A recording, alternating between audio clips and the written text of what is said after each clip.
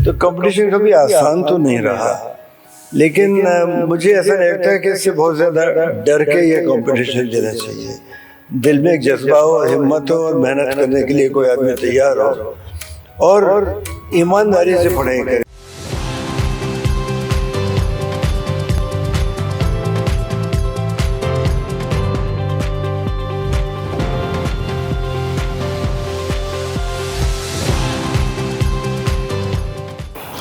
आज हमारे साथ एक ऐसी प्रेरणादायक शख्सियत मौजूद हैं जिनका जीवन उत्कृष्टता और नेतृत्व की मिसाल है। वर्ष 1975 बैच के आईपीएस अधिकारी आलोक बिलाल जी ने यूपीएससी में ऑल इंडिया 7वीं रैंक हासिल की और उत्तर प्रदेश कैडर में सर्वोच्च स्थान प्राप्त किया। आईआईटी रुड़की से एमटेक में गोल्ड मेडलिस्ट रहे आलोक जी को भारत सरकार द्वारा 2 बार सम्मानित किया जा चुका है और उत्तराखंड पुलिस में डीजीपी के पद से सेवानिवृत्त होने के बाद भी वे समाज में निरंतर प्रेरित कर रहे हैं। वे एक सफल चित्रकार, 6 पुस्तकों के लेखक और बहुआयामी व्यक्तित्व के धनी हैं। आइए उनसे उनके प्रेरणादायक जीवन और अनुभवों के बारे में जानते हैं। सर, पहले तो बहुत स्वागत है आपका। बायोट्रैक पढ़ रहा था सर, तो छोटे से इंट्रो में सब कुछ बता पाना बहुत मुश्किल है, इसलिए आपसे ही जानेंगे। शुरुआत करते हैं सर, जिस तरीके से आप भरतपुर से निकले और आईआईटी रुड़की में गोल्ड मेडलिस्ट रहे, सर कैसा सफ़र रहा, क्या अनुभव रहा, थोड़ा अगर आप बता पाएँ विस्तार में तो। बहुत बहुत धन्यवाद, आपने मौका दिया बात करने का। भरतपुर में जब हम लोग, मैं जब पैदा हुआ था तो 1952 में, तो उसके 2 साल बाद ही हम लोगों ने भरतपुर छोड़ दिया था कि मेरे फादर भारत सरकार की सेवा में थे, तो उनकी नियुक्ति अलग अलग प्रदेशों में होती रहती थी। तो वहाँ से राजस्थान से उनका ट्रांसफ़र हुआ था मध्य प्रदेश और अन्य स्थानों पर। लेकिन जब तक वो पीएमजी उत्तर प्रदेश के स्तर पर पहुँचे थे तो लखनऊ पहुँच गए थे। लेकिन उसके पहले वो यहाँ पर सहारनपुर में एक वहाँ पर पोस्टल ट्रेनिंग सेंटर है, उसमें थे, उसके वाइस प्रिंसिपल थे वो। तो उस टाइम पर सहारनपुर जाना हमारा हुआ और हम फिर कई साल तक सहारनपुर रहे।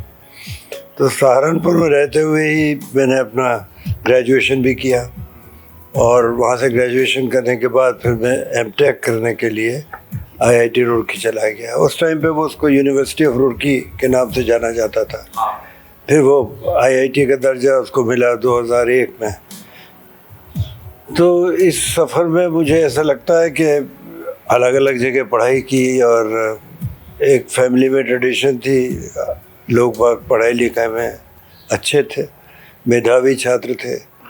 तो मुझसे बड़े भाई और बहनें और बाद में मेरे छोटे भाई, सभी ने पढ़ाई अच्छी की और यूनिवर्सिटी में अच्छा स्थान प्राप्त किया। तो मुझे लगता है कि पढ़ाई का जो एक वातावरण हमारे परिवार में था, उसकी वजह से आईआईटी में जाने का मौका मिला और आईआईटी में पढ़ाई बहुत अच्छी थी और टीचर्स बहुत अच्छे थे, पढ़ाई में मन बहुत लगता था। तो उसकी वजह से शायद मुझे गोल्ड मेडल की पोजीशन तक पहुंचने में कामयाबी मिल गई, तो मैं तो ये कह सकता हूँ। अच्छा सर, आगे सवाल पे तो बढ़ूंगा, लेकिन इसी सवाल से एक सवाल मैं लूँगा। जिस तरीके से आपने कहा कि अलग अलग स्थानों पर आप जाते थे, तो उन स्थानों पर जाकर, क्योंकि आपको अलग अलग स्थानों पर जाएंगे तो जाहिर सी बात है अलग अलग लोग भी मिलेंगे, उस माहौल में कैसे अपने आप को सर आप तब्दील करते थे? वो एक बहुत अच्छी चीज़ थी। वैसे तो थोड़ा इनकन्वीनियंस तो होती थी, जगह जगह बदलते थे। कभी आधा स्कूल पूरा हुआ है तो उस साल के बीच में जाना पड़ रहा है, कभी कभी ऐसा भी हो जाता था। लेकिन अच्छी बात यह थी कि बहुत से लोगों से मिलने का मौका मिला, अलग अलग क्षेत्रों के लोगों से मिलने का मौका मिला। तो हम लोगों की जो तरबियत हुई, जो हम बड़े हुए, तो हमें ना तो कोई क्षेत्रवाद की फीलिंग आई हमारे दिमाग में, ना ही हमें किसी धर्म से कोई परेशानी है। हम लोग सब धर्मों को एक से मानते हैं और परिवार में यही परिपाटी रही है कि ना तो हिंदू मुस्लिम का कोई झगड़ा है, ना कोई ईसाई और दूसरे धर्मों का चक्कर है। हम लोग सब एक ही हैं, केवल धर्म अलग अलग हो जाते हैं, उससे कुछ नहीं होता है। तो ये हम लोगों का आदर्श रहा है कि हम लोगों को एक तो बंटना नहीं है धर्म के आधार पर। दूसरे जाति के बारे में तो मुझे खुद ही नहीं पता था, जब तक कि मैं इसमें आईपीएस में बैठा नहीं था तब तक तो मुझे बहुत आइडिया भी नहीं था कि ये क्या जाति का क्या चक्कर है। हमारे घर पे कोई जाति की बात ही नहीं होती थी, तो ना तो जाति की हमें कोई, ना धर्म का। तो एक दिमाग में ये कभी बात आती नहीं थी कि कोई दूसरी जाति का है, कोई दूसरे धर्म का है, कभी नहीं आती थी। तो ये एक बहुत अच्छी बात रही कि अलग अलग जगह का हमें इनपुट मिला, हर जगह कुछ ना कुछ सीखने को मिलता था।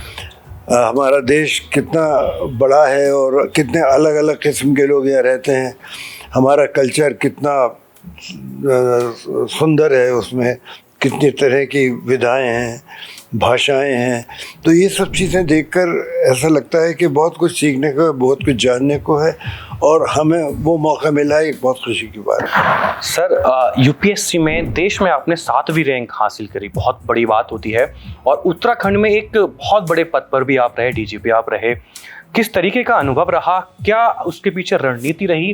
जो आज का युवा है, अगर यूपीएससी की ओर जाना चाहता है तो किस तरीके से, किस रणनीति के साथ जा सकता है, अगर आप अपने अनुभव साझा करें तो? देखिए, आजकल के जो हमारे नौजवान हैं, उनके सामने एक तरफ तो बहुत सारे करियर्स उपलब्ध हैं। हमारे टाइम में बहुत ज़्यादा करियर नहीं थे। आप इंजीनियर बन जाइए, डॉक्टर बन जाइए, सिविल सर्वेंट बन जाइए, बस 2-4 ऐसी चीज़ें थी। अब जो है वो आईटी इंडस्ट्री से लेकर, और अब तो एआई को देख लीजिए, इसके अलावा बहुत सारे साइबर वर्ल्ड में ही नए जॉब्स आ गए हैं। वो पहले नहीं थे, हमारे ज़माने में तो बात ही नहीं थी इसकी। बैंकिंग सेक्टर एक था, लेकिन वो बहुत छोटा था, और अब बैंकिंग सेक्टर ऐसा है कि हमारे देश में न सिर्फ सरकारी बैंक, लेकिन प्राइवेट बैंक्स भी बहुत सारे हैं। फिर फाइनेंस कंपनीज पहले नहीं होती थी, अब फाइनेंस कंपनीज हैं। पहले एकमात्र LIC इंश्योरेंस की होती थी, अब इंश्योरेंस की भी कई। तो मैं ये कहना चाह रहा हूँ कि अब जो अवेलेबल हमारे पास एवेन्यूज़ हैं जॉब्स के, वो बहुत सारे हैं। लेकिन तब भी पता नहीं क्यों, या तो मीडिया का ये है तरीक़ा, या लगता ही ऐसा कुछ है कि सिविल सर्वेंट्स बहुत अच्छी हालत में हैं, ये मान के चलते हैं। इसीलिए यूपीएससी एग्ज़ामिनेशन की बहुत ज़्यादा अहमियत कर रखी है, और उस अहमियत के चलते बहुत से लोग काफ़ी तनाव में आ जाते हैं इस एग्ज़ाम को देने के लिए। बहुत बड़ा कंपटीशन है और इतने सारे लोग बैठते हैं। पहले तो कुछ गिने चुने क्षेत्र के लोग आते थे, जैसे हमारे यूपी में इलाहाबाद यूनिवर्सिटी थी, बहुत सारे लोग वहाँ से आते थे, दिल्ली यूनिवर्सिटी से आते थे, कुछ साउथ की यूनिवर्सिटी से आते थे। अब तो हर गांव से, हर शहर से लोग कोशिश करके आना चाहते हैं, और बहुत से लोग सफल भी होते हैं। तो ये एक बड़ा डिफरेंस आ गया है कि उस टाइम पे अगर मान लीजिए 5 लाख लोगों का कंपटीशन होता था, तो आज ये 15-20 लाख का कंपटीशन हो गया, इतने लोग बैठते हैं। तो एक तो कंपटीशन बढ़ गया है, दूसरी एक अवेयरनेस बहुत बढ़ गई है, बहुत सारे ट्रेनिंग, सोशल मीडिया। दूसरी बात है कि बहुत सारे न्यूज़ चैनल्स पे हम देखते रहते हैं कि IAS IPS वाले क्या कर रहे हैं। बहुत से बच्चे आज की तारीख में देखते हैं। हमारे टाइम में इतने चैनल्स नहीं थे, हम लोग अखबार पढ़ते थे, और तब रेडियो पे न्यूज़ होती थी। दूरदर्शन भी अर्ली 60s में आया था।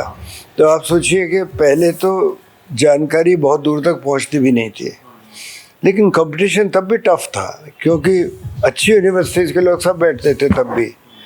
तो कंपटीशन कभी आसान तो नहीं रहा, लेकिन मुझे ऐसा नहीं लगता है कि इससे बहुत ज़्यादा डर के ये कंपटीशन देना चाहिए।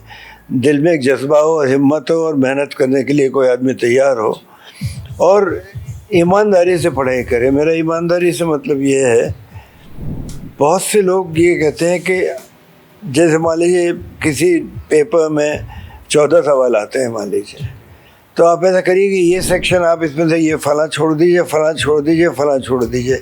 तो छोड़ने का बहुत ही योजना बनाते हैं। तो उनकी जो स्ट्रैटेजी होती है, रणनीति होती है, उसमें बहुत कुछ छोड़ देने की होती है।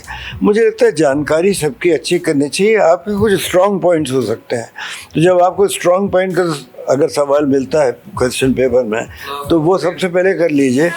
लेकिन अगर आप किसी चीज़ में बिल्कुल ब्लैंक होंगे, तैयारी करके नहीं जाएंगे, तो उसमें परेशानियाँ आ सकती हैं। आपके पास चॉइस कम रह जाएगी, बहुत सारे क्वेश्चंस आप नहीं ले सकते। तो मुझे ऐसा लगता है कि तो पढ़ाई में काफ़ी विस्तार रखना चाहिए, छोटे छोटे सेगमेंट्स में पढ़ाई नहीं करनी चाहिए। दूसरी चीज़ ये कि अगर आप इसकी योजना बना रहे हैं, तो ये समझ के चलिए कि जितने चांसेस आने के हैं उससे ज़्यादा चांसेस ना आने के हैं। तो इस चीज़ को एकमात्र गोल बनाकर चलेंगे तो फ्रस्ट्रेशन होगा। तो इसको एक गोल अवश्य बनाइए, इसके लिए मेहनत कीजिए और जो कुछ कर सकते हैं जाने के लिए वो मेहनत करिए, पढ़िए लिखिए, लोगों से पूछिए, मिलिए, अखबार पढ़िए, मैगज़ीन पढ़िए, सब कुछ देखिए आप। लेकिन साथ ही साथ मैं कहना चाहूँगा कि केवल इसी पर अपने सारे मोहरे मत बिठा दीजिए। बहुत सारी चीज़ें अब तो सामने हमारे हैं, बहुत सारे ऑप्शंस हैं, सब के लिए तैयारी करिए और ख़ास तौर से वो क्षेत्र जिसमें आपका इंटरेस्ट है। यानी आप केवल यूपीएससी में इसलिए जाना चाहें कि और लोग जाना चाहते हैं, या आपके माता पिता ने कह दिया है, या किसी और ने कह दिया है, आपके किसी दोस्त ने उसमें कम्पीट किया है, जो हमारी अगर रुचि है, रुचि की तरफ ज़रूर जाते हैं। बिल्कुल। तो एक तो ये बात है।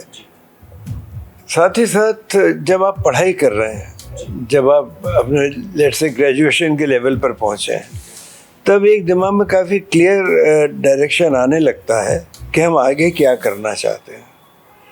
इंटरमीडिएट तक यानी 10+2 तक तो मैं मानता हूँ कि बहुत सारे ऑप्शंस तब भी ओपन होते हैं, लेकिन ग्रेजुएशन में आते ही या तो आप टेक्निकल यूनिवर्सिटी में चले गए, आप मेडिकल में चले गए, लॉ में चले गए, कहीं भी गए, वो तो ऑप्शंस हैं ही।